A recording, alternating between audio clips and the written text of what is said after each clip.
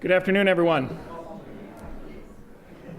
My name is Shelton Wagner. I'm the Chief Information Officer and Associate Vice Chancellor for Technology for the campus, and I am very pleased to have a guest speaker here today to speak to you both in general terms around what's happening in technology and as it affects higher ed, and also in the context of the recently released OE report.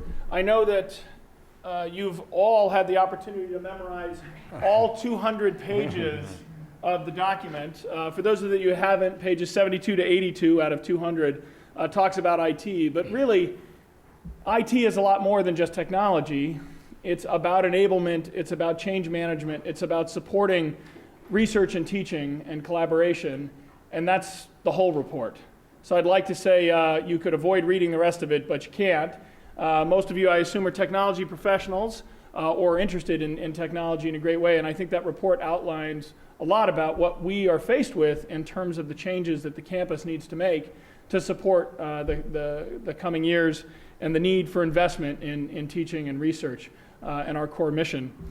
With that in mind, I'm very pleased to welcome Brad Wheeler. Dr. Wheeler is the CIO at the University of Indiana. Indiana University's portfolio of technology is very similar to most research universities. They're widely decentral. They have lots of different programs. They have many different campuses. They have all the same challenges we do, but they've approached it in a very different way than Berkeley has. So this is what you should think of as the beginning of a series of visitors that we'll be bringing to campus to speak to you about change and about how technology is provided at other institutions. Dr. Wheeler co-founded a lot of higher education's most innovative programs in the last decade in community source activities. He was instrumental in the creation of the Sakai initiative many years ago. He joined Indiana as a faculty member in the business school in 1996 with very little interest in ever becoming an operational CIO, I think. He will tell you that himself. But as he got more and more involved in the workings of the campus and his teaching in the MBA program at the business school, he was called upon for his expertise in technology and learning, which is a great part of his research. He has subsequently taken lead roles in the creation of the Kuali community source activity. He is currently the chair of the Kuali Foundation. He's actively worked on the Google Books project. He has been a core contributor and a founder of the Hati Trust activity, which is a digital repository, and just brings a wealth of experience to us. This will be an interactive session. He's got a lot of material to go through. Unfortunately, we only have one mobile mic, which is why I wanted you to cluster a bit in the middle. So I would just ask all of you to volunteer looking around if somebody else has a hand raised so we can keep the mic moving for questions. We have the room until, at least all the audio-visual until 4, and Dr. Wheeler and I will be available for questions from 4 to 4:30 after the primary discussion. So with that, please join me in welcoming Brad Wheeler. Thank you. Well, it is a pleasure to be here and see a few of my good friends from the Sakai Project days, and when we were working very closely with Berkeley on some initiatives that I was deeply involved with at Indiana University at the time. As Shell said, I've taken on a few other responsibilities along the way, but I hope the message that I bring you today is one that can resonate with you somewhat. I will tell you this is a passionate belief of mine and somewhat born of the fire and the challenges of collaborating and working together, whether that is across the 8 campuses of Indiana University or within a single campus or across many universities on things as just riveting and exciting as financial systems for open source financial systems and Sakai and the things that came along there. So our topic today is thriving in the era of Rabid Collaboration. And when I spoke to our trustees not long ago, I said, when you think about our shop and what we really do, there's a lot of things, but you can cut it up into 4 big thoughts about our outcomes and what we do. We work on stuff that's common and stuff that we got to deliver today. The labs have got to work. The systems have got to be reliable. They've got to, work with a variety of devices as students are bringing to campus today. And we work on some stuff that's really special, that's unique to the Jacobs School of Music or to the metabolomics and cytomics, the deep research projects in the life sciences and such. And then we're often working on things that are about tomorrow. They are pioneering. They are the very nature of research and education. So down in the bottom, I've got some collaborations. HathiTrust, where we're putting the Google book scanned content, TerraGrid, Sakai, some things like that. But the cool orange box you see there at the top was our research technologies group supporting a faculty project where they won several $1 million from the National Science Foundation to send supercomputers to Antarctica.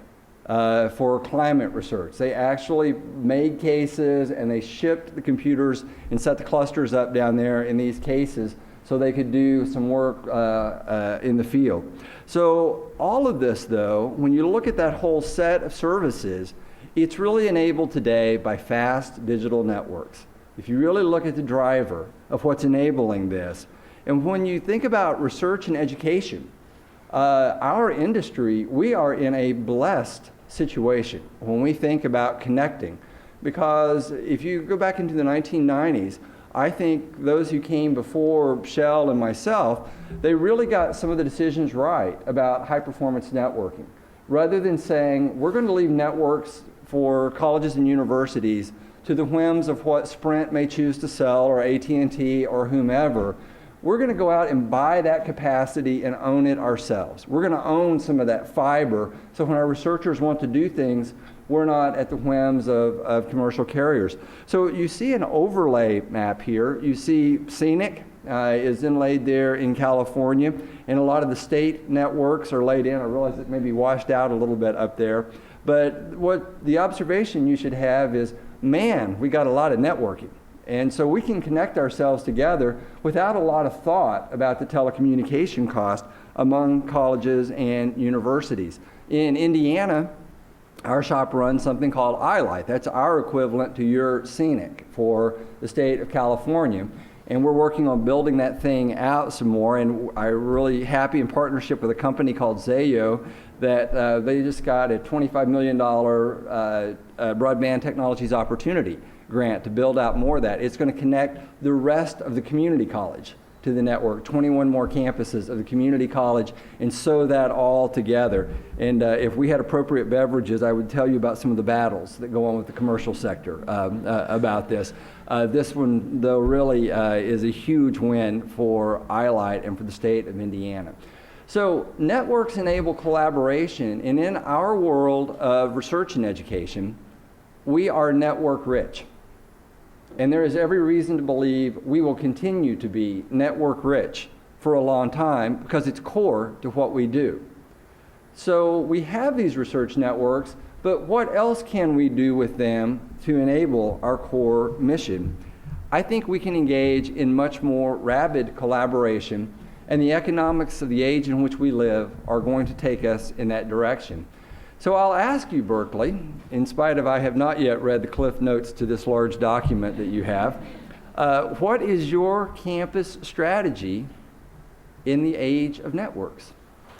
So in the Midwest, we have a group called the Committee on Institutional Cooperation, the CIC. It's the Big Ten from the Sports Network, plus the University of Chicago. We are roughly equivalent in size to the University of California, writ large, all campuses, about the same thing. Now, I joke with Shell that sometimes we can act more, with more agility together because we don't have shared governance of being, disparate with Iowa and Ohio State and such. But one of the things that we're really looking at is how can we make greater use of that networking that connects us. So when I say what is your strategy, if you'll give me one slide, perhaps two, as the business school professor, I don't say that word lightly, I really mean it. There are firms that have a strategy and they execute over time and they really achieve superior performance. If in the early 1970s, if you could have bought any stock or the stock that debuted thereafter, the stock that you would have bought that would have returned the greatest value to you over the last 35 years was an airline stock. Southwest Airlines would have earned you the greatest return over that period of time. But if you think about the airlines, Southwest is different. There are some imitators, but by and large, you've got the flock of the major carriers who chase each other around losing billions of dollars, years over year over year, and most of us are fairly irritated with them.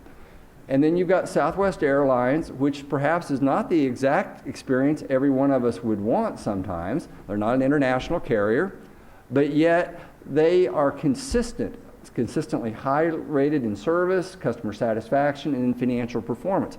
Well, one of the reasons is their strategy is different. They have chosen to do different things than United and Delta and the rest of the crowd. So to summarize, the life work of Michael Porter in one slide, essentially he argues sustainable competitive advantage is achieved by doing different activities than your rivals, or doing the same way activities, but doing them in different ways. So American Airlines will get your bags there, Southwest will get your bags there, but they're handling that very differently. So that's what I mean by strategy. I'm not using it flippantly. I'm asking Berkeley, what is your strategy in this era of networks relative to some of the rivals against which you compete? So then to cut to the heart of it, you think about, can higher ed even have a competitive advantage? Yeah, you can. There's a lot of money carved up at the federal level every year, where those National Institutes of Health and NSF and National Endowment for the Arts, where those go, grants from large foundations, where the best and the brightest students go, where the best and the brightest faculty go. There are things that matter in establishing this playing field. When we think of education and research, however, we're not competing like airlines. In some ways, we're more co-opetition. Many of our research grants are partnered, a partner at Texas, a partner at Berkeley, and a partner at Yale, or a variety of things like that.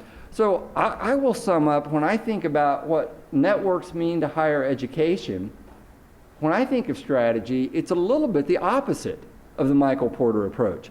I would argue that the essence for us in the cooperative nature of our industry is collaboration as strategy, and performing more of our activities similar to each other, where we can make that more efficient rather than differentiation. Now that may be within a campus, it may be between campuses, say among University of California campuses, it may be between Indiana and the University of Texas and Michigan and Berkeley, where some of that comes together. It allows us to drive down cost, and that is essential in this era in which we live. So when you ask about collaboration, well, we throw that word around a lot. We collaborated in the Sakai project, those of us that didn't get killed.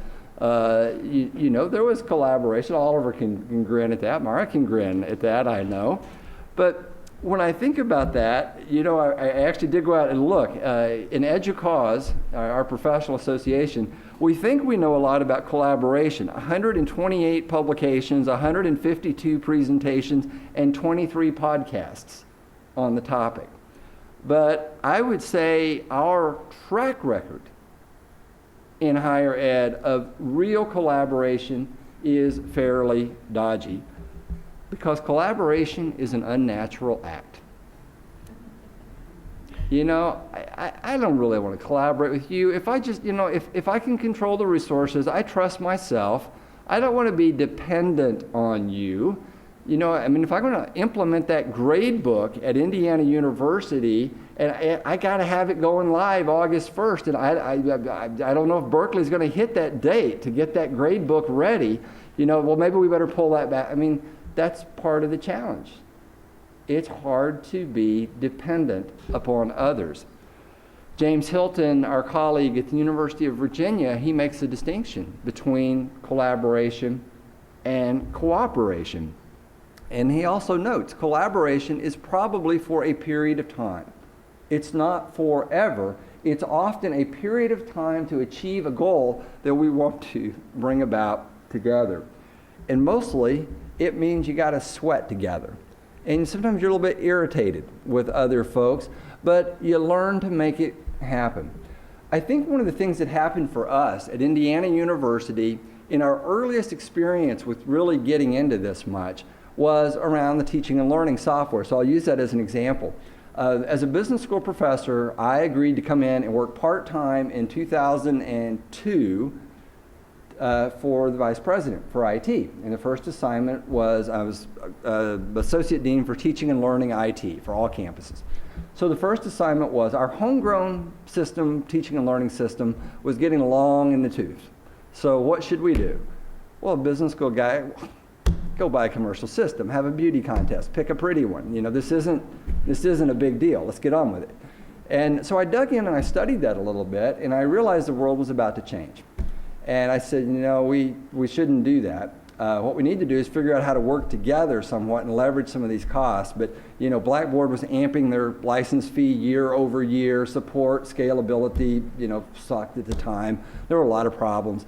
So we made a deal with Michigan that we would sort of kind of possibly maybe share code with them, if they would sort of kind of possibly maybe share code with us, but no commitments. Okay, nothing.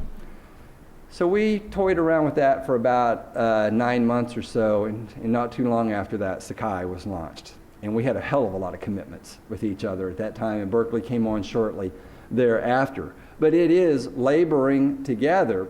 And one of the best decisions that we made in the earliest days of Sakai, it wasn't clear the levels of commitments among the various partners and all, but Michigan and Indiana, we needed to work out of our old systems, and there was no plan B. We will bludgeon this thing into working one way or another. There is no plan B. There is no hedge. It is going to work. It is going to work for our faculty. It's going to work for our students at scale with response times. And that attitude about co-laboring was very important. And that's different than saying, I'm going to co-labor with you, but if you don't do exactly the right thing, then I'm safe. I'm over here. I'm going to run back to my safety base. So as we think about co-laboring together, there are different domains in higher ed. And I think the curve looks something like this. That if we think about a couple of people working together, maybe a couple faculty, or then maybe 2 departments, or a couple schools, or campuses, or institutions, the challenge and the difficulty of that looks something like that. Would you agree? It just gets harder and harder and harder as that scale goes up. Because a couple of faculty collaborating, or a couple of tech leads in a couple of schools, you know, if it doesn't go exactly right, you know, the damage isn't that large, affecting a lot of people. May affect your career, but it isn't going to affect, you know, a lot of people in other places. You know, campuses and institutions collaboration, if that doesn't go well, it affects a lot of people. So that's very, very important. But what we also learned was the value. The value of a couple people working together may be quite good, but when you're able to do things with institutions at scale, the value you can get back out of it is really fairly remarkable. The problem we see is a lot of people head up that curve and they hit the slope of retreat. And they go sliding back down, because it does get more difficult as you go. Now, I think, though, you have to view this, it's kind of like the prisoner's dilemma. You know, it's a multi-round game. So, sure, it looks like this. That curve for the value that you can get looks like this. But I do believe as you do more and more and more of these, and you think and act this way, you can drive the cost curve down. So you end up in an economic situation, you know, business professor, you can't help but draw graphs, learning how to exploit that gap. That you can get more value because your staff, your people, your team, your institution, functional talent, maybe in defining what a financial system should do, or research administration, or workflow, or teaching and learning how grading systems ought to be done, learn how to work with resources that are not under their control.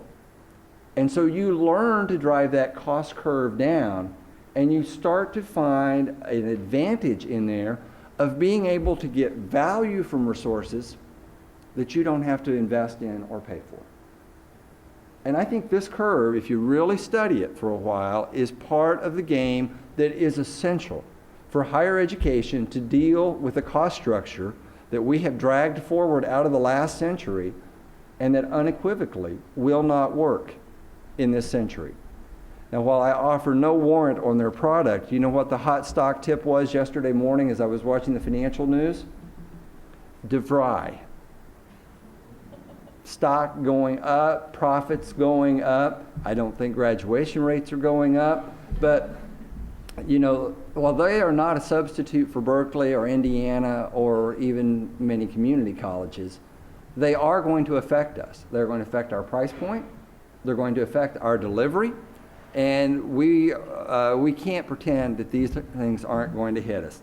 So if I think about why collaborate, I've got a few quotes here from some leaders, and I hope you're able to read those from there. I don't know. This is from University of British Columbia.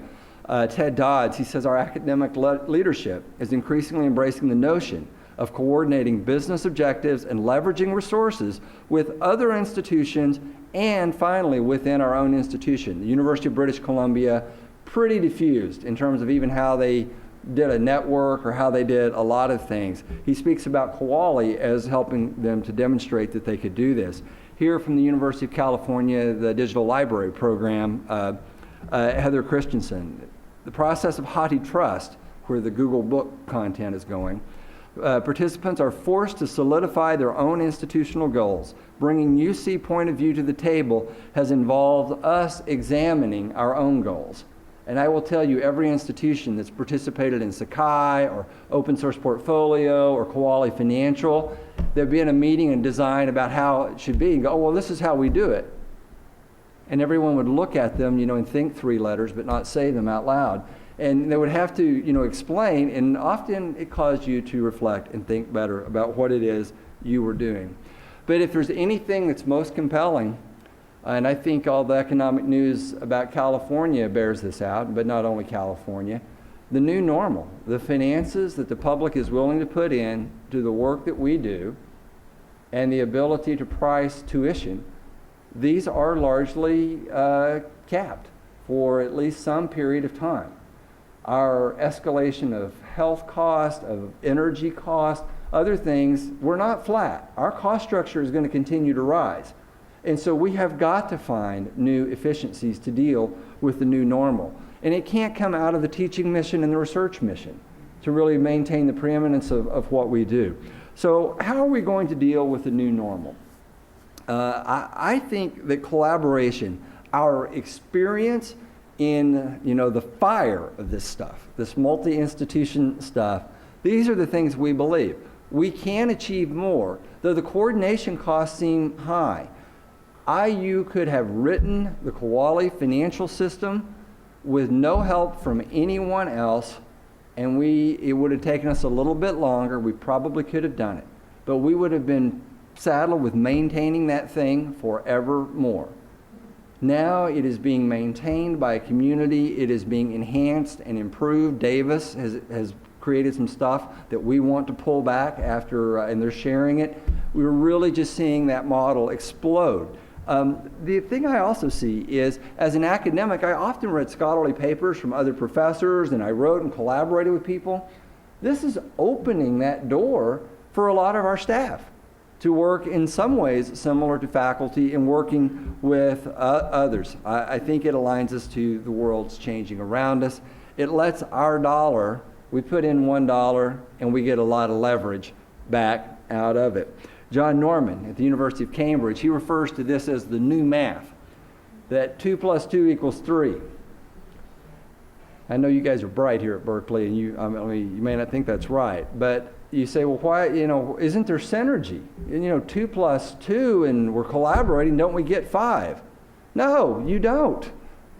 It's hard. There's process losses, there's food fights, there's things that happen. You don't get 5 back. But if I put in 2 and I get 3 back, it's a good deal for me. And you put in 2 and you get 3 back, it's a good deal for you. And so if we go 2, 2, 2, and there's a 5 out there, even though there is the coordination loss, the value back is still superior to alternate behaviors that you might have made. Pat Burns. So this is remarkable. Indiana University, we put in PeopleSoft Student, we put in PeopleSoft HR. That was not the remarkable part. There was a lot of pressure to put in PeopleSoft Financial. And I mean, the real pressure and the screws were on, and Craig Conway at PeopleSoft, we got to the point, he said, I'll give you the financial system, no fee for the license. And that was actually when Michael McRobbie, then Vice President for IT, now President of Indiana University, that was the moment he for sure knew going the open source path was right. Because PeopleSoft wanted the annuity of the maintenance on that deal forever. You know what, I just got my numbers yesterday. My head count is 15,000 faculty and staff and 107,000 students for enrollment in the fall. I'm 20 people over, 20 on my PEDS number over the PeopleSoft license.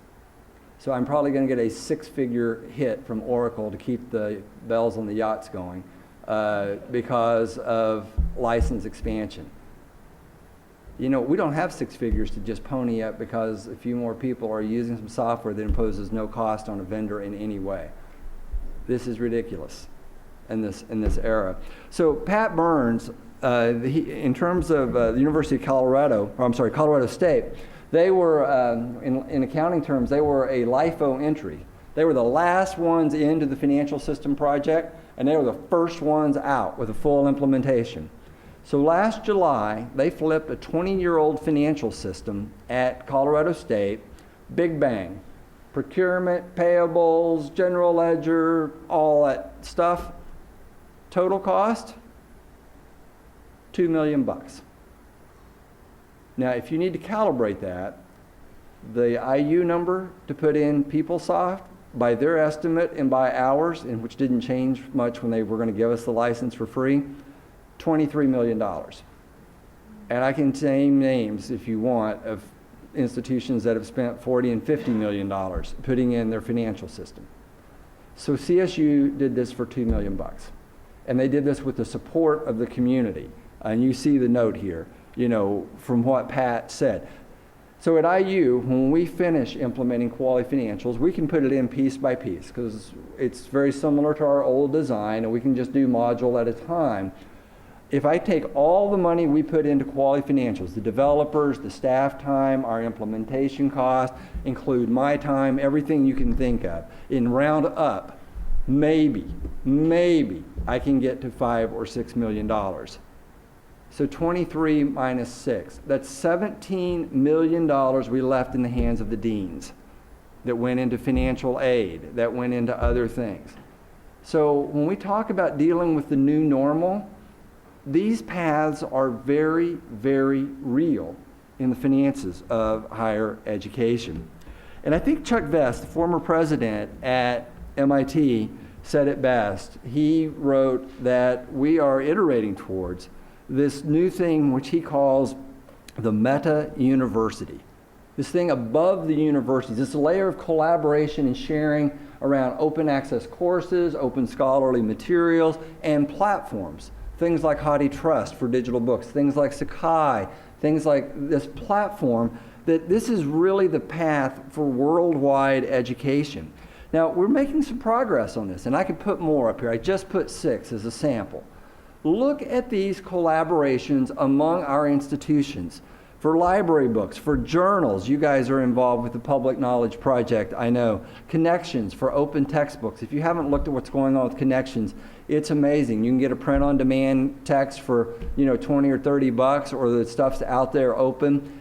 Frictionless remix for faculty among any of the content that's out there in Connections. You know about Sakai, you've heard about Kuali.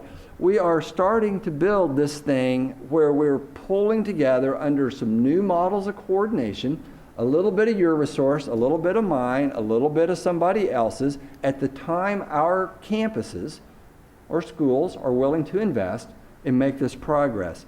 So Chuck Vest makes the point. He said, The Meta University, it's not going to replace the physical campus. It's going to drive the value of the physical experience through the roof even more. This is the shared stuff available to everyone. The experience at Berkeley or the experience at IU Bloomington becomes even more valuable over time. So working in the collaborative era, what does that start to look like? Well, one thing is it's not anti-commercial. Some folks think, Brad, you're just going around trying to skew capitalism. I said, are you kidding? I'm a business school professor. I'm a capitalist pig at heart, so that's not it at all. But I'm also a good customer. So I want to buy on terms that suit the goals and needs of Indiana University, not the terms that prop up the transfer from students to Wall Street. I want Wall Street to make competitive offers, but not under monopolistic in terms where I have my switching costs kill me. I can't get mad and say, well, I'm going to take out PeopleSoft HR tomorrow. Can't do that. It costs too much. So this is an example, just for Kuali, and I could put one up for Sakai or for Moodle or for a lot of things out there. We own this intellectual property of these systems. No company can take it away from us. But you can go to RSmart if you want, or some others.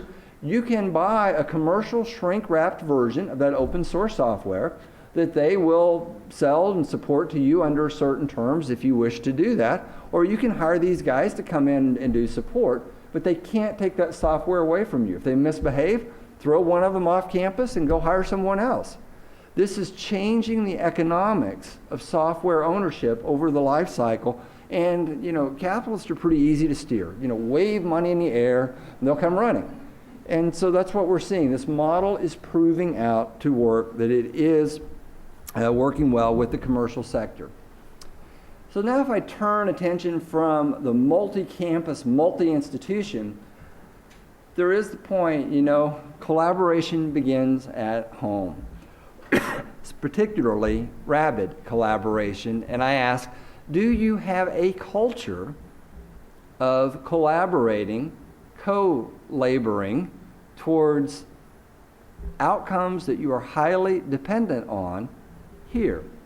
So if there's one thing that I've been driving in our organization since I became vice president for IT, really I was acting for a year while IU went through a little turmoil, but from 2006 forward is this notion about the delivery of IT services and where they happen. So if you've been dozing a bit, this is time to perk back up, because this is really an important point for thinking about our future, your future, all of it.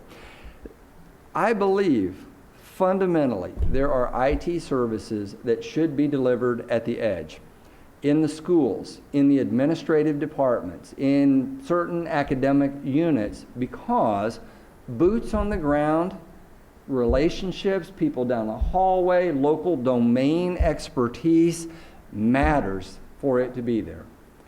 Likewise, I believe there are services that should be delivered at scale and leveraged because the efficiencies are there. It's not a political discussion. It is an inherent attribute of information technology itself. The cost of running 1,000 servers virtualized is not markedly different than the cost of running 100 servers virtualized. And that is a far better efficiency gain than from 10 to 100, from 100 to 1,000. So some stuff should be done with leverage. There is depth of expertise. I was on a campus reaccreditation review, or university, another university, and their big reaccreditation of going through, and I was visiting with a group of deans on the review committee, and one of the deans said, he said, in my school, he said, I just have the toughest time retaining a really good network engineer. And he said, I don't really, I don't need more than one, or I don't need two, but I need more than one. And I looked at him and I said, let me assure you, in your lifetime, you will never be able to retain a really good network engineer because you have no place to promote a really good network engineer.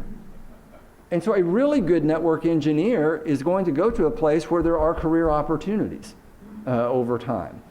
And you can't buy 1.25 network engineers. And you could just see his head was trying to get around that point. So there are things where we need leverage.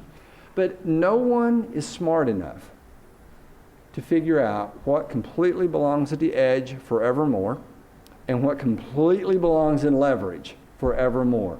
And the only way you make that work over time is trust. And it's got to be trust developed between staff who work in schools, administrative units at the edge, staff who work in shared services, and learning how to self-balance that. Now, we have been on a march at IU to work these details out. And we are really, in the last 12 months, seeing great fruits of progress in doing this. And so we talk a lot, edge, leverage, and trust.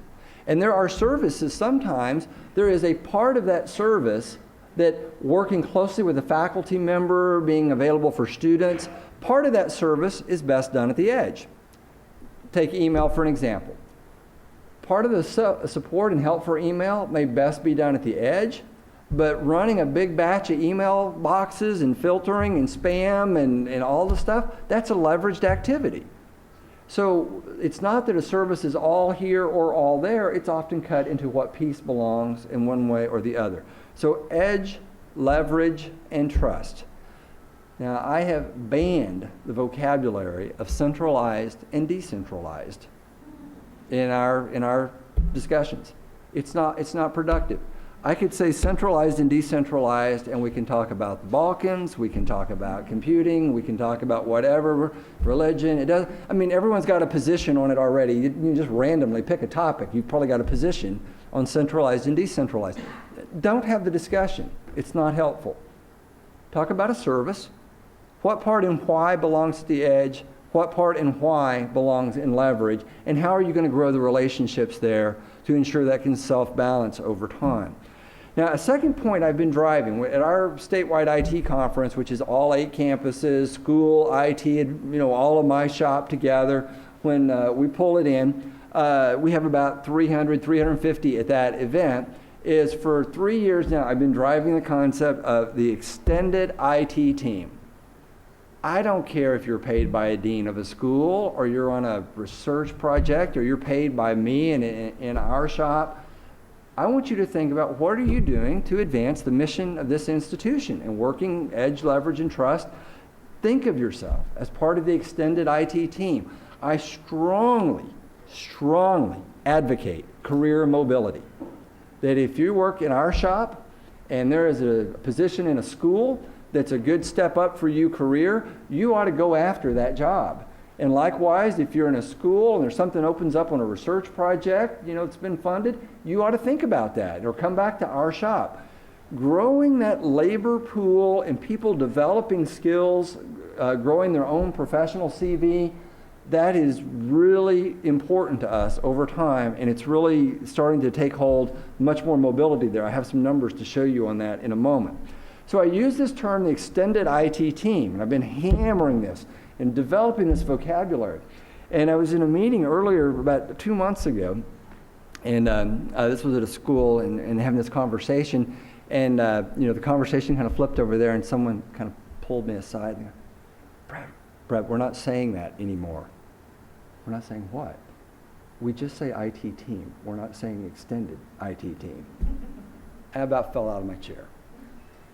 That over time, that group had started to internalize among them that trust that we had very much been seeking, and they didn't even want the point of extended. It's just like the most blessed moment of my entire year so far. So part of this, and putting on the business school professor hat again, I think there's a lot of conversation that goes on in many places about these words of IT governance. And it's one of those squishy words that, it's got a lot of different meanings. I think the best book that's ever been written on this is a book by the clever name of IT Governance. It was written by Peter Weil and Jeannie Ross at MIT. It's also one of those books you can read the first 3 chapters and you got it. Okay, 3 chapters. And they start with saying, well, let's have what does it even mean? Well, IT governance is about decision rights and an accountability framework You're going to make the decision, you got to be accountable for it to get the behavior that an organization is seeking. Now, they break it into this matrix. And while this may be a little bit to grasp, I'll hit the high points here. Across the top, the columns, they say there's 5 kind of decisions every organization, for profit or not, has to make. So what are your IT principles? Are you a fast follower? Are you going to be a leader? Do you just want to wring the low-cost provider out of it? What's the architecture? How much of this is going to be shared services across the organization? How much of this is going to be unique applications just for one division or one part of the company? And how much money are you going to put in? That's the 5 decisions a firm has to make. Now, the rows say, how do you make those decisions? Do you make it in a monarchy? It's good to be the king, and the decision will be X or Y. Do you make it in an IT monarchy? Is it feudal, that makes the Balkans look, efficient? Federalism. How do you make those decisions? And I've taught this all over the world with executive programs. I mean, this is rigorous, this works. I'll be teaching in Amsterdam next month to a company. Now, I've condensed a lot of stuff here. The red boxes, I hate to be a spoiler for the book, but if you did read to the end, you would learn that they had studied the financial performance of firms that have adopted different patterns of IT governance.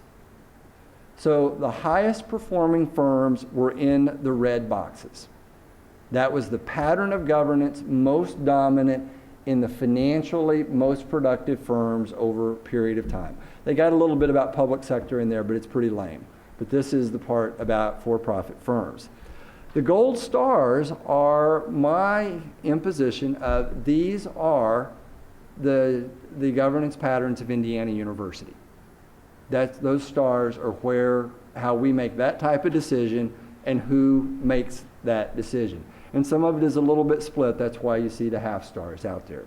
The universal no sign there in the feudal applications column is saying this is the foolish box.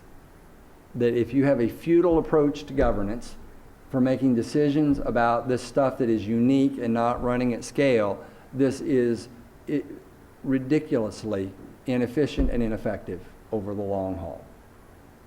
So this is a good conversation tool. You guys can figure out your matrix, draw your own pictures, and decide where you're going. But this is a deep and wonderful book of thinking about what kind of decisions have to be made and where we're going to make those decisions and to what effect. So they also distinguish, and I didn't complicate the diagram further, but in any decision, there are decision rights. In the end, who is going to make the decision? This summer, early in the summer, we had a several-month debate about what we were going to do with video conferencing. We need to up our game a little bit. So we ultimately decided, I made the decision, because I had varying views that came to me on it, and that doesn't happen very often, that it's not resolved before it gets to me, but this happened to be one of them. And what we decided was Office Communication Server at the desktop, OCS, Tandberg systems as our meat and potatoes, video conferencing, HD for classrooms, conference rooms and such, and a small number of Cisco telepresence systems, one on each campus and a couple of the big campuses. We're 8 campuses, by the way. And I'm pleased that Cisco validated our decision strategy by buying Tandberg about 4 months later. So that turned out to be right, that ultimately there were a lot of people that had input rights into thinking about that. But in that particular case, I solely had responsibility and decision rights of making the deal, calling the play, our shop negotiated with the vendors. I mean, we worked them pretty hard. And so I had decision rights. This ultimately should lead to enablement and empowerment. Our teachers and our professors, they want video conferencing that works. They want to walk in the room and have it work without minions running around praying over it, to get a connection and such. They want it to just work. So that's the enablement of the teaching mission or meetings and the empowerment of what they're looking for. When we deliver the service, you don't really care that much about decision rights. When the stuff you need to do your job, you walk in and it works, this debate about decision rights and input rights goes way down. But the way you make this work, remember the definition of IT governance. It said an accountability framework. You've got to have that loop, so that the folks who need to be enabled and empowered, they've got a feedback loop into the decisions and the input rights. It's not making that decision. It's enabling those who do make that decision and who gather the input to be sure they're tuned. You know, what's the pace? Do we need to go early on this? Do we need to go late? What did we learn from that last decision that we made? We do a big survey. It's done by a private research group. We've got 14 years of user data, a statistically stratified sample among faculty, staff, and students for each of the services we deliver. The response rate is very high on it. It's publicly posted, all of it, for 14 years. The cost of each of our services with activity-based costing is posted. It's publicly available. So there's a lot of information there that helps hold our shop accountable in working with folks who are faculty, staff, and students. So this is a lot of where we have ended up in our governance loop. We have a lot of input from a lot of folks and a lot of perception and feedback. But I will tell you, we have pulled together a lot of, ultimately, the decision rights under our group, and we're just accountable for the outcomes. So to give you an example of some things that have happened at IU over time, and I got a lot of this, but I'm just going to pull just a few slides here to share with you. One of the things that happened is our journey at IU, it really began in 1997. And Miles Brand, the president then, pulled the IT organization together from multiple campuses, charged the vice president for IT, the new first time ever we'd had a vice president for IT, to develop a strategic plan that would really move the university forward with IT investments. So that was implemented over about 6 years, little economic bubble there after the dot-com thing imploded and state revenues had a hit. But we implemented that. And then when my boss, the former vice president for IT, became president in 2008, so 10 years later, he commissioned a second plan. And since I'm not sure you can read that, I'm going to read this to you. This was the charge to me in developing a plan. This is a portion of it. Hence, the next IU IT strategic plan should be a plan to develop the pervasive use of IT to help build excellence in education and research in all disciplines, in administration, in IU's engagement in the life of the state across all campuses, and in collaboration with IU's key partners such as Clarion Health, the hospital system that we co-own, and institutions of higher education in the state. The plan should sustain IU's leadership in services and infrastructure while maximizing how these are leveraged to build excellence in education and research. And the plan should attempt to take into account the impact of new waves of technology innovation in education and research based on the best predictions and analysis that can be developed. So that was my charge to go boil the ocean. Would you agree? And let me assure you, Michael is not one for hyperbole. He believes this. And that is the standard through which he wants us to achieve. I do have a copy of that plan. It's publicly posted if you want to take a look. The title is Empowering People, and it's posted at ep.iu.edu. You want to pass that around. So we jumped in to develop that plan. 6 months, 8 campuses, 140 people, 5 task forces, and we presented it to the trustees in December of 2009. 15 major recommendations, 72 specific action items. The first plan had 10 recommendations, 68 action items, of which I would say about 10% were wrong. If we can make 10%, I'll be real happy. So it's bold in what we do. We tie the financial system to it.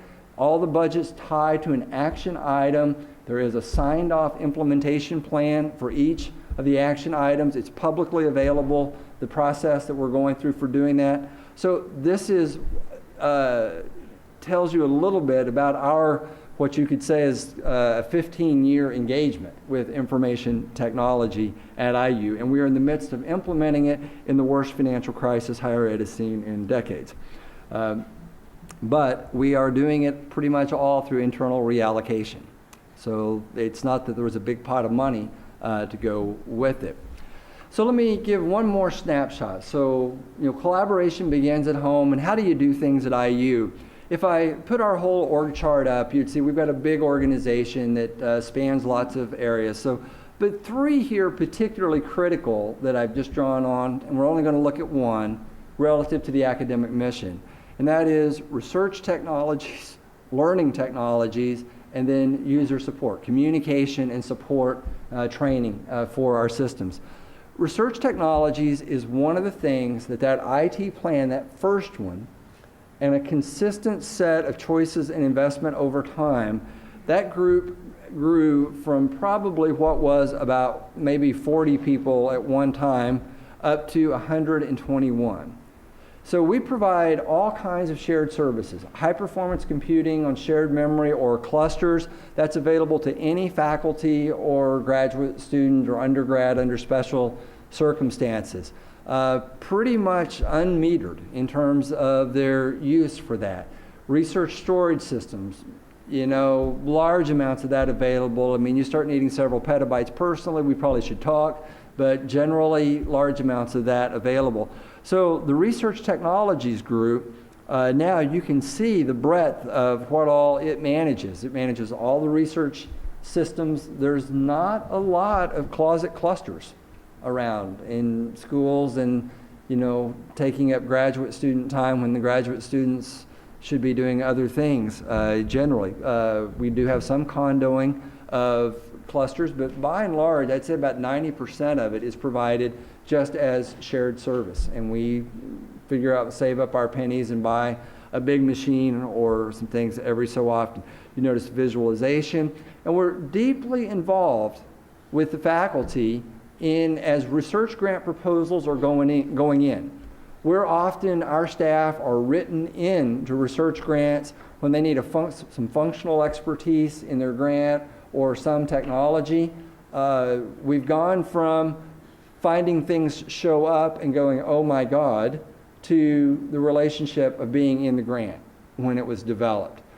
Generally, I don't remember the exact specifics, but I would say our funding that goes into research technology is about 50% base campus funded, about 25% being written into grants of faculty that they're going forward with, and about 25% where we're the PI on the grant. We're brokering the grant between 2 or 3 schools or between some other partners and our staff. There's probably 15 PhDs in this group.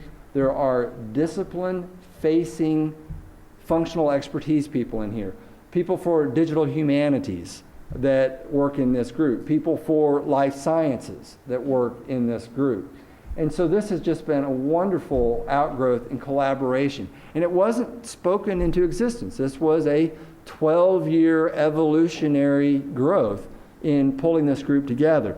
But it is an example of edge, leverage, and trust. Highly optimized to one of the core points of the university's mission in research. I'll pause for a moment.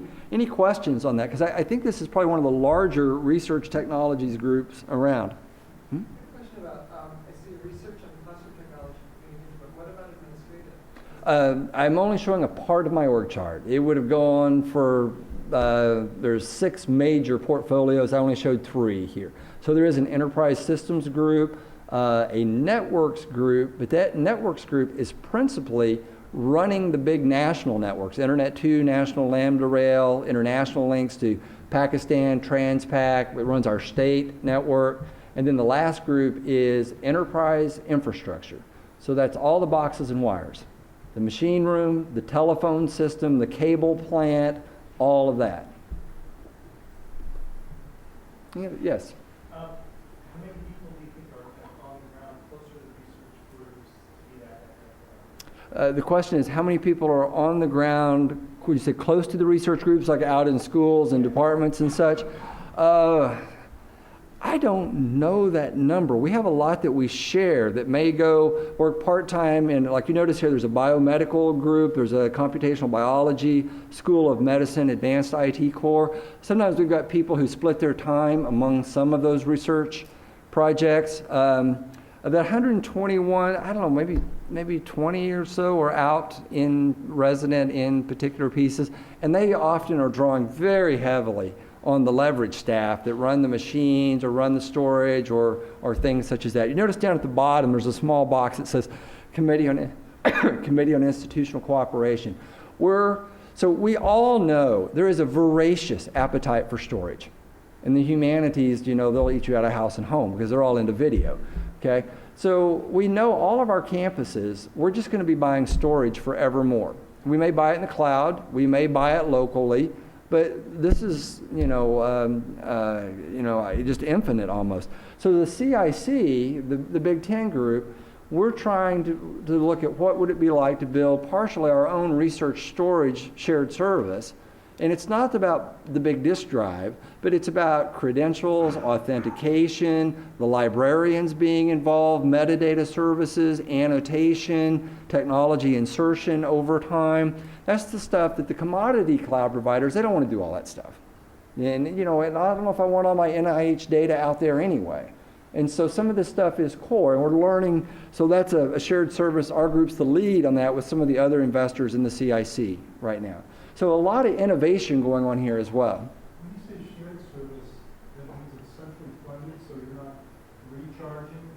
We do very little recharge. You need, I don't know, you need a few hundred terabytes or something, probably not going to raise much of an eyebrow or something. You come in and you need a whole bunch. What we'll probably do is work with you in going after your next grant to write in some of the cost of tapes, if some of it's offline or something. So we don't do much recharge. Mm-hmm.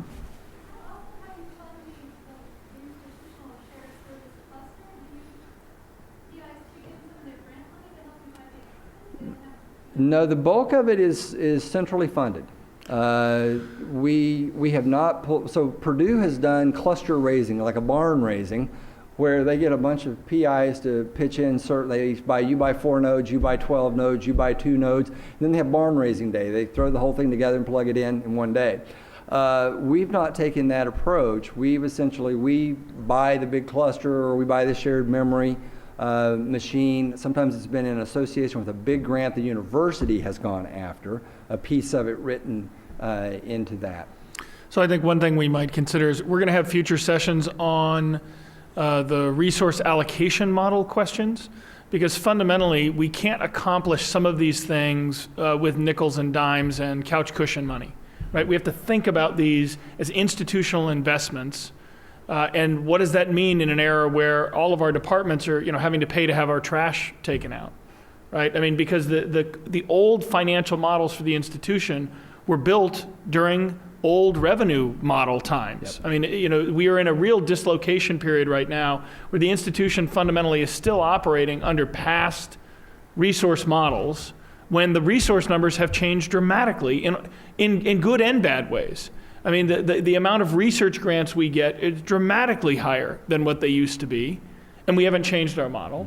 That includes indirect cost recovery, it includes a lot of things. The state funding, dramatically different than what it used to be. Private philanthropy, dramatically different than what it used to be. The fee structure, dramatically different than what it used to be. Yet, we are still fundamentally using our resource total pool the same as we were before. Indiana went through, I think IU was ahead of the curve in that they recognized they had to change the way their financial models worked. And so that was done prior to much of this work with IT. In 1991, the university, before I was there, so this is all the stories I hear, went to responsibility-centered management as the financial model for the university. And I can contrast that with when I was at the University of Maryland. At Maryland, all the tuition and state money went to a central pot, and then it was politically argued back out to various schools on certain merits. At Indiana, the tuition dollars and the relative proportion of the state fund that goes with that, it follows the credit hours. So it goes top line to the deans based on the credit hours of their enrollment. Then we tax back, or we have assessments for shared services. So the deans will scream that taxes are, abhorrent and they're taxed to death and woe is them. But they have a lot of autonomy as well. But it creates this base of funds for shared services. So we have the money coming back in through taxes for IT to be able to develop that organization. And again, I really should look up the proper numbers. My estimate of 50, 25, 25, I don't think it's far off, but you get there by having the 50% base to build on, to build the depth of staff skills, the depth of equipment, the service levels that allow the trust for people to bring in more resources that way. I'm with Shell and my good colleague at Purdue and some of the stuff that they've tried to do up there. It is hard to nickel and dime together a support organization with that depth into the research mission. What great flexibility you must achieve for it. Oh yeah, absolutely. Yeah, lots of flexibility, lots of ability to prioritize and we've got our groups that we work with the biomedical researchers, we work with, the chemists, the physicists, and on all their particular needs. I just got I'll share just a glowing note from a department chair in the natural sciences, and this is grant related, so I'm not going to say it out loud, but in the natural sciences, just delighted. We had, our research technology staff had been with him to a national meeting to develop some technology plans for workflow around a thing in his area. They think they're going to pull in several $1 million over it, and just it was the partnership. There's just, he said this is going to redefine discovery in our field. All right. Do you have a student technology fee? We do. We have a student technology fee, and that all goes to us.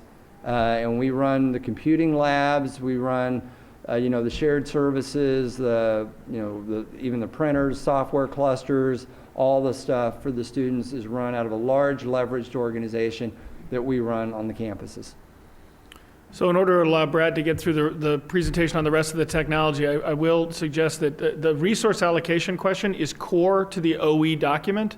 It's in there in many ways, in many forms. It talks about common good funding. It talks about the resource allocation model. And there will be further discussions and forums on that topic. This is not something IT can do alone. The institution has to tackle this, and it's been clearly identified as one of the things in OE that we have to look at. So you should keep close abreast of the discussions in those areas because they will have an impact on IT. But again, it's something we have to do in partnership with the overall campus. We can't do that alone. Absolutely. So just hitting one more example. Last year, when I presented to the trustees in December of 2008, I got to spill the beans that day. We had been pursuing Adobe for 7 years to do an enterprise license agreement. So we had long had an agreement with Microsoft. It was one of the first that was just absolutely open for enterprise. Any faculty, staff, student on any of our campuses can download pretty much all the Microsoft software that is of relevance, or pay $20 and get DVDs at the bookstore to do it. And that has worked really, really well for us. And we built the infrastructure to do it and count the licenses and make it all work. But we've been after Adobe to do that, and their sales organization preferred to sell box by box, as you can imagine. But we cracked that. So in 2008, December of 2008, we announced the first enterprise license deal with Adobe's for pretty much the entire Adobe catalog. The campus community about melted the network. Try to download that. My guys, they were wrong. I had checked with them and double checked. Are you sure you've put enough capacity around this? And they had egg on their face after that. This is action item number 5. If you have the strat plan passed around, action 5 says Indiana University should, within reason, pursue a philosophy of abundance for information technology to support research and education. So that's the approach on computing cycles, the approach on research storage. This is the approach, this is used this stuff has just been explosive in its use. It allows even some of our most economically disadvantaged students at the IU Gary campus, in the Rust Belt there around Chicago, in the Steelworks, or at South Bend. You know, I've got part-time students saying they've now got this software, they can work at home after their kids have gone to bed. You know, they're learning to do these things. Faculty are saying projects are being turned in vastly better because they've been done 3 times now towards improvement, rather than just a few hours when the student was on campus and had access to this. Now, the price we're paying per student for this is trivial, but you couldn't do it without leverage and putting the funding model together to be able to go after it. It just raises all boats in doing this. So some of you were asking about staff earlier. Here it is by the numbers. UITS is our shop, University Information Technology Services. This is the numbers on just the 2 core campuses. I did not include the regionals. So FY 07-08 was a big year of transition for us. We had 25 internal promotions into leadership. And, you know, directors became associate vice presidents, managers became directors, employees became managers. And so you see there 90 new hires that year, 125 changes in position just in that 1 year in our organization. So then the next one I've got combined, FY 08, FY 10, and we haven't completed 010, so those numbers will be higher. So we're at 764 full-time staff, 473 part-time, mostly student workers, and you can see 135 new hires this year, 132 changes in position. So building this organization has created a lot of labor mobility for people to find other career opportunities. They worked in research computing, now they're going to go work in teaching and learning for a while. Now they're going to work for a school, which they're off my books at that point. Then they, you know, someone comes back in. And it allows you to really grow the career opportunities. And that's why our retention is very high, very, very high retention. And I think it's because we've got a large labor market for people in jobs. So with that, we'll go into kind of the final stretch here. There's a lot of talk today about cloud computing. My views on it are well known, that I don't want to talk about cloud computing. I think we can all agree it's somewhat ill-defined. What does it really mean if you're trying to make decisions?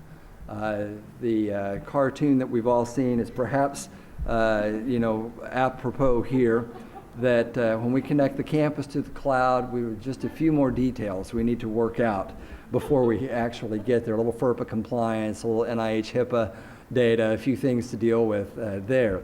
But Shell and I jumped into this last summer, and we decided to write our manifesto on cloud computing, but we called it Above Campus Services.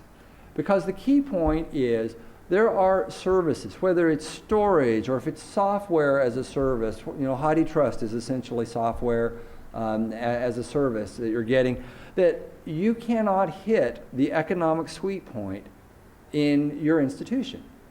Even IU, 100,000 students and 8 campuses, we're not big enough to hit the favorable economics of doing that.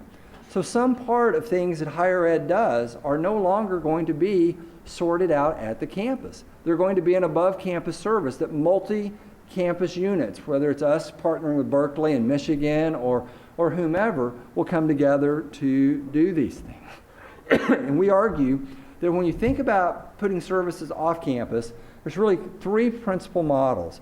One is commercial sourcing. So for us, 3 years ago, we took student email and we gave it to Microsoft and to Google. Students could choose either one.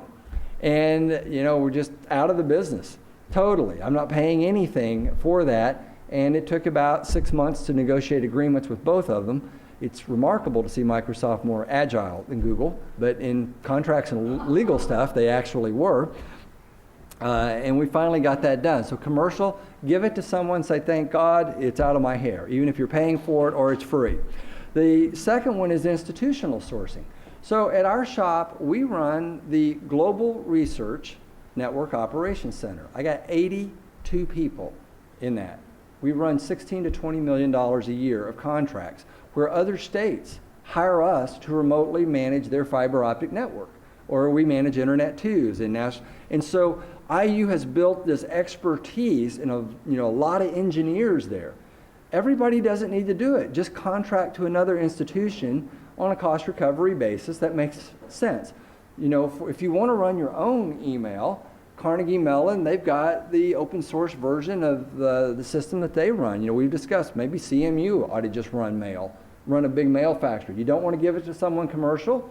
Maybe one of the higher ed institutions would run a branded email service for us. And the third, and I think this is one that particularly suited to our values, is consortium sourcing. So Berkeley has been in the lead. You had UC Ready as your business continuity disaster recovery planning software.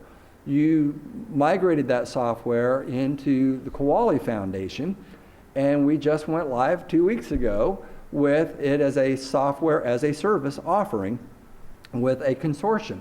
We're paying all the costs. There's no freight to be borne by anyone specially, but our consortium is doing that.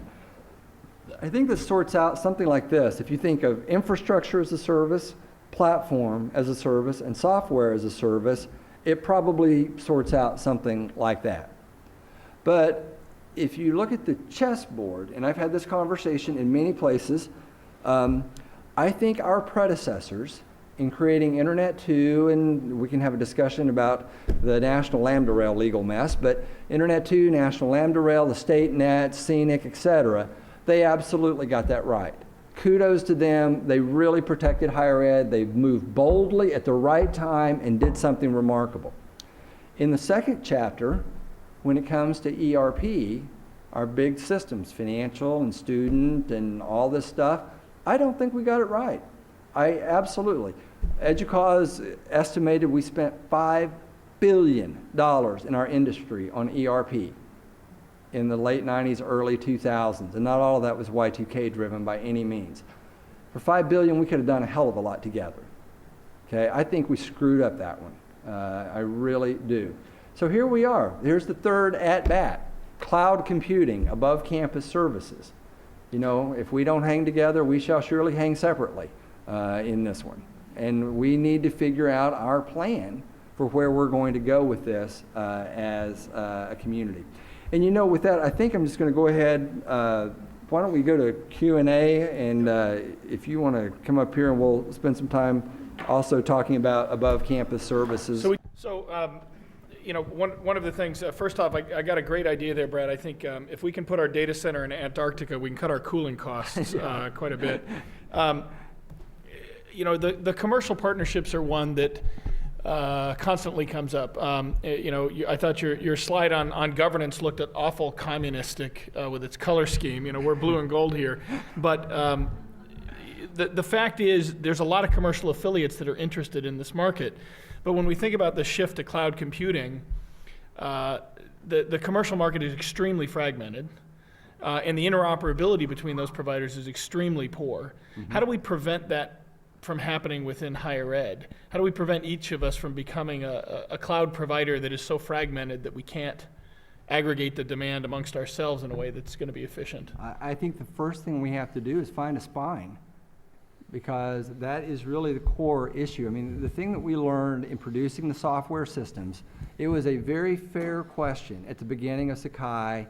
Could you actually build enterprise-grade software that would really work in community colleges and R1s and all? And we proved that we could, and likewise with financial, and we've got research admin and all these pieces coming along. And when you think about it, there is no magic fairy dust out there in any of the commercial providers. They hire from the same labor markets that we hire from. They buy equipment, by and large, from the same vendors from which we buy equipment. Now, there may be scale. They may have some expertise, or they may have some scale, but they've also got some divergence of values, too. Indiana is not going to screw over Berkeley as we're going along and trying to solve something together. And likewise, Michigan, or, we know we build our partnerships that we have shared values, where that is one thing with the commercial sector. Friedman had it right. The moral responsibility of a corporation is to earn a profit, as long as it plays by the rules, as you remember the rest of that quote, for Blackboard, our good friends there. So I think what we have to realize in higher ed is we've got the resources. So we got to buy storage. We've got to buy computation. You know, we've got the money right now. We don't have to go to the commercial sector to aggregate that money, hire people to run it, buy equipment and such.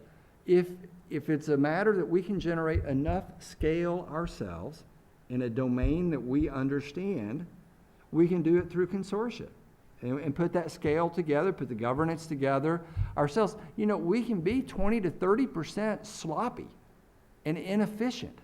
And all we've done is offset the profit margin that the other firm has to make on its payback of capital.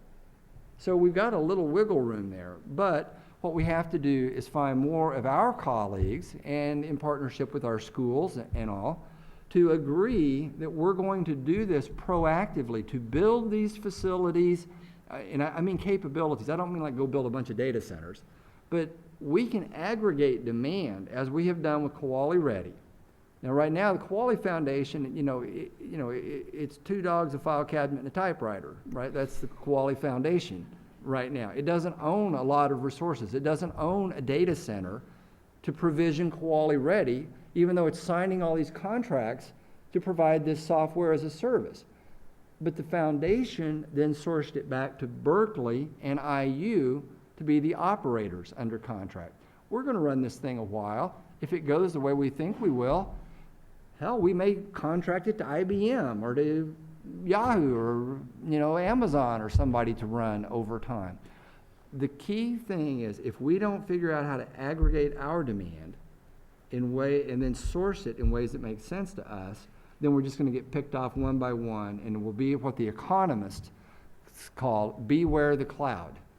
It is the next form of vendor lock-in. It is ERP all over again. If you had a MySpace profile, why don't you go migrate that right over to Facebook and see how well that goes for you? Okay, it's going to be no different in moving our systems out of cloud providers.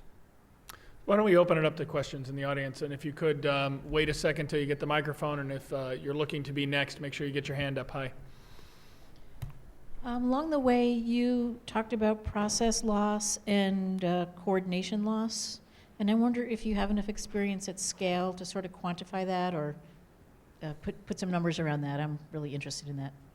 Yeah, I think our observation on any of the open source, community source projects where we've designed the software together and then we've coded it together and then we've tested it together, there is some process loss. That if you had that 5-person team all directly reporting to you, only working within the needs of Berkeley, it would be more efficient in outcome than that 5-person team scattered over 6 time zones, et cetera, et cetera. So I don't know that I can quantify it, but I would say you've got about a 20 to 25% process loss. If my scholarly memory was better, I'd cite the paper on that. It talks about groups and process gains and process losses. But again, the outcome is still so much more valuable. I put in 1 resource or I put in 2 and 5 are working on it. You give me a 20% process loss, I'm still ahead. I would say that the biggest process loss that I've observed is speed of course correction. It isn't so much that they don't work well together and teams can't deliver collaboratively. It's when issues do occur. Proximity often matters. The ability to course correct by, grabbing that person in the hall and saying, are you clear? Am I clear? Do we know what's going on? Mm-hmm. Sometimes there are simply time delays and lag issues. I don't know how much greater they are in community source. I have previously, my background in private sector, I ran global teams and follow the sun models. And I'm not sure that there was much more lag in those activities in my own organization than there is in a collaborative activity across institutions. So some of this is geography. And there is a burden there. But there's also a point that Brad made early in his talk, about co-labor and sharing the sweat. I mean, if you're not in it to win, if you're not committed to each other, it slows the projects down even further. Because it's very easy to identify gaps or issues or concerns in a project, and if you attribute those to the collaborative activity, then everybody will slow down, right? 9 times out of 10, it has nothing to do with the collaborative activity. He also pointed out that one of the greatest gains is simply clarifying your own institutional goals, which we often don't do before we pursue initiatives which we think were entirely understood at our own institutions. Has nothing to do with collaboration. We deliver the wrong thing because we weren't clear on what it was we were trying to do locally.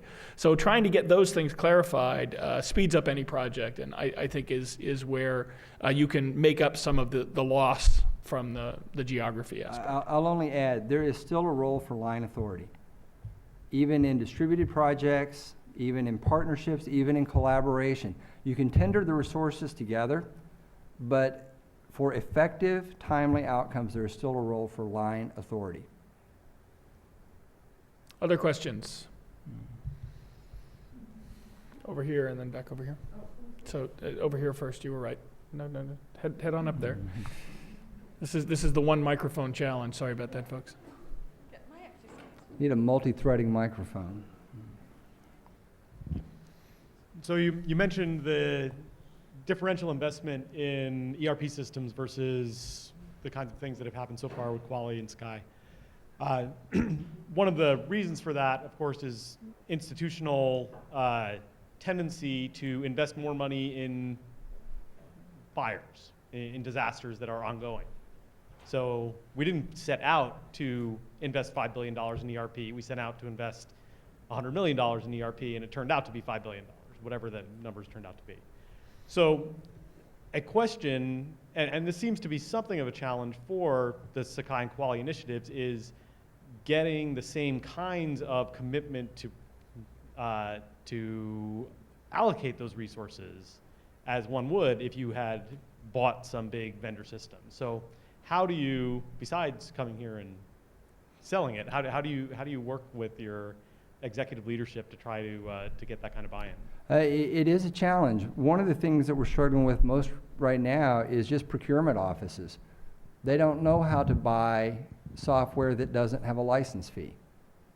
They don't know how to get a response from, they like reams of paper of 150-page procurement documents for which they expect 600-page responses. And you know, the margins, or even though there's the commercial affiliates that can respond to those kind of things, the margins aren't there for them to go spin up a 600-page response to an RFP, whereas that cost was all baked into your multi-million-dollar acquisition before. So we have to learn how to buy smarter, and procurement is part of it. A lot of this is working with, you know, what, again, some friends call enlightened self-interest. You know, if you are a member of the Sakai Foundation, a big school, you pay $10,000, you get the software for free, and you get to vote for who's on the board. If you are not a member of the Sakai Foundation, you keep $10,000, you get the software for free, and you don't get to vote for who's on the board. Okay, so how do you sustain that over time? Well, if the foundation ultimately crumbles over time, your investment is not, that free thing doesn't look so good if it doesn't get maintained and hold the coordination mechanism together. So enlightened self-interest says, I'm going to pay 10 grand because first of all, that's cheaper than any other commercial alternative that I would have had anyway, and that's what holds it together. This is a test for us. I mean, think about enlightened self-interest too. Our scholars don't charge for our research. We publish papers in journals that by and large go out there and can be, many of them can be publicly read and all. So this is consistent with our values, but we have not learned how to adapt our behavior here. I find it, I know one institution in particular that it is just frustrating. They are facing a tens of millions of dollar decision for an ERP investment with traditional vendors, and they will likely go that direction because everybody else went that way. You know, if it doesn't work, you can't blame me, even though we have this glowing example from Colorado State and others. So when I began my comments with Shell of saying we got to find a spine, you know, we have to find a spine to do this. And a lot of the earliest risk of all this stuff has been drained out. There's no risk in implementing Sakai anymore. There's no more risk in implementing Angel or any of the other systems that are out there. So the early adopters have moved. and they've drained a lot of the risk out. But we do have to find a way for our business officers and our deans. They ought to be going, we're being taxed for what on some of these big systems when there are other alternatives out there? I'd also suggest that the shift or the transition in software development from large monolithic systems to smaller, more consumable services, web services, and aggregated applications is going to allow that barrier of entry question to drop much lower. The perceived risk goes down with, if the commercial cost of something is $20,000 and there's a free alternative, right? People don't see as great a risk in going with the free alternative. If the commercial cost is $1 million and the community source is free, people see a lot more risk in going with the community source. So, you gotta noodle through that a little bit to think, where is that coming from and why? It isn't that commercial software doesn't have a place. It's that the economic model that was created for commercial software in the early 90s in particular came from the mainframe era, where in that model, they needed to set price points high enough to generate most of the revenue. You may all recognize this, but the vast majority of the procurement cost of any software product goes to the cost of sales. Right? It does not go into the product at all. If you spend $10 million on a piece of software, it's because their sales organization costs $10 million. It is not because the product costs $10 million. That's the 22% you pay in annual annuity costs. Right? So the financial models for that market are challenged. Now, in the software as a service market, if you look at Kuali Ready, a non-Kuali school with no voting rights and no anything other than self-interest can sign up and use the Kuali Ready product at a subscription price of $11,000 a year. Now, we believe that that's the wave of the future and that lower barrier of entry price. Now, interestingly enough here, you've got commercial offerings that range from $10,000 up to $500,000 for different products. So it's still a wide spread, but you'll be able to get more and more people with a toe in the water and consuming these things where they perceive the risk as lower. Now, whether we as technologists perceive it as lower is a different question, but I do think that we'll see more of that. I'll add though, we do not have a money problem in higher ed regarding anything about IT and software. We have a coordination problem among higher ed and within campuses. We don't have a money problem, we have a coordination problem. We've got a lot of money in the system doing these things, particularly on software between campuses. The Information Week, I don't know if you saw it or not, by their assessment of Oracle's public financials, their last declaration, Oracle's disclosure, if you connected the dots, 92 cents out of every dollar that went into software maintenance fell through to profit and margin. 8 cents on the dollar went into software improvement. I wanted to let you know we're at time for the audio-visual. We still have the room for another half an hour, but they've got to break down the audio-visual so that we can all exit on time. If you'd like to stay for further questions, I'd only ask that you move closer to the front of the room. Brad and I will be here for another half an hour. So the last question in the back on the mic, and then we can have people shuffle around who want to continue for a Q&A. When they turn the cameras off, we can really be candid. So I wanted to ask a question about coordination. If you go back to the slide that you showed, Brad, about halfway through, which showed a number of different community source foundations, Sakai, HathiTrust, connections, et cetera, and you labeled them for administration, teaching, books, textbooks. Yeah. Then you talked very interestingly about part of your organization, which is very much focused on research computing. My question is, as we think about the community source or consortial models to support research computing, what do they look like? And related to that, if we look at what's happening with the NSF-funded initiatives, which are very much disciplinary-centered, and yet the cyber infrastructure ones, in fact, are building what look like horizontal shared services, but in sort of disciplinary focuses. So if you look at the DataNet proposals, we have one that's around earth sciences and one that's around space astronomy and space sciences. They're fascinating. They're doing some of the right work. They're driving at some common cyber infrastructure solutions, and yet they're driven by disciplinary approaches. We have some of the same stuff happening in Bamboo or with museums and collection space. How should we begin to organize some of these research-focused shared services do they or do they not fit with Kuali? What do some of those models look like? I think the simple answer there again, this is just a different instance of edge, leverage, and trust.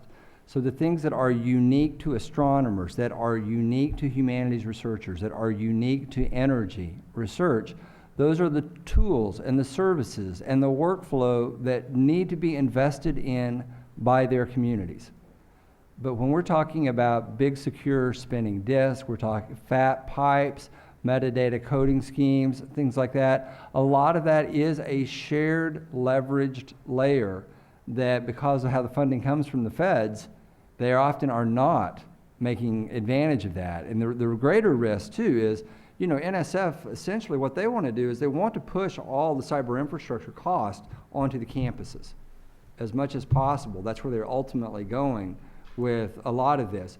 So we can, among ourselves, choose to build some of these utilities and things like I was talking about with the CIC, if we can make that work.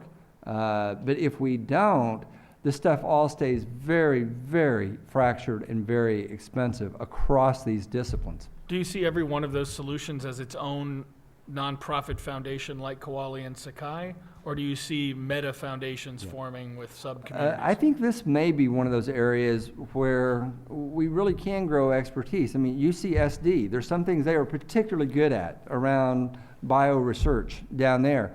We can source some of that stuff down there, even research projects that may be in various places. So there are areas of expertise, you guys with your BP, your Center with Energy and such. I think that's where we can do a lot of this. When we need an above campus unit, like Kuali Foundation, Sakai Foundation, fewer is better. We want as few of those little things as each one have a lot of maintenance to them.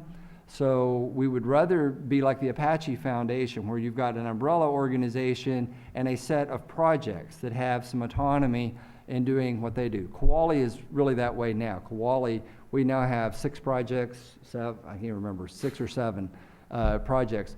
Projects all have a lot of autonomy. They use shared services, and there are only a few immutable rules, like the open license is not up for discussion. So we are going to need to wrap so that they can break down the audio visual. I just please join me in thanking Brad for his time today and join us for the